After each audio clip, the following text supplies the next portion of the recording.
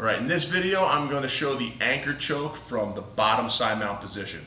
Where you're normally in a bad position, I'm going to show you how you can make a good thing out of a bad situation here. So, pretty much your guard was passed, right? You get what I call the shelves. I use this forearm here and this here. So Basil is on my shelves here, right? I form a shelf with my arms, okay?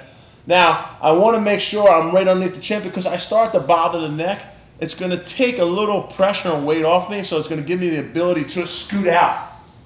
All right? Once I can scoot out, this hand that's closest to the hand that's on the neck here, I'm going to shoot out and I wrap. But look, I want to make sure I anchor.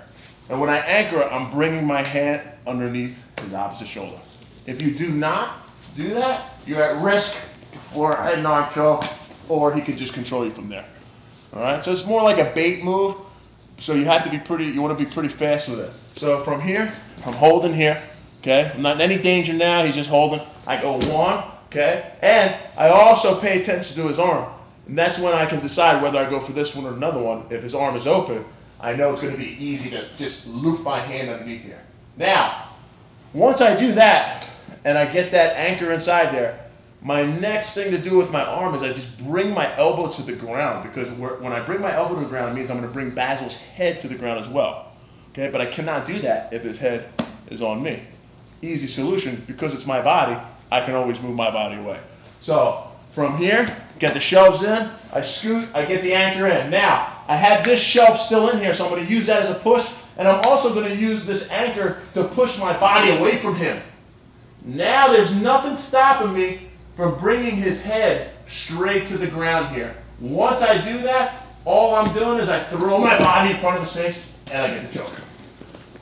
The choke is here. I'm one, here, make the gable grip, and I'm pushing and pulling. I'm pushing my chest into him and I'm pulling my arm up. So it's a front choke. So let's do it from this side here. So once again, I get these framed here. Just like so, I'm bumping into him here. I straighten my arm here, and I have to get that anchor in.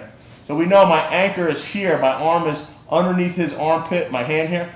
My other hand protects here. Once I confirm this position, I'm okay here. I start to scoot my body away. Now I bring his head to the ground. Now look, I'm not going to go to my knees. I just almost belly flop. And then from here, this hand here is grabbing here to get that choke. With a really tough guy, a guy has a tough neck and I'm having trouble, he's going to look to pull himself out. As he pulls himself out, I come up. So I'm still in a good position to catch whatever I need to catch. You understand?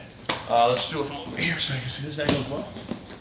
So once again, here and here, I push away a little bit here, I wrap. So make sure you know this comes right underneath. This hand is going to come right underneath. I scoop my body out, and I'm guiding his head right to the ground.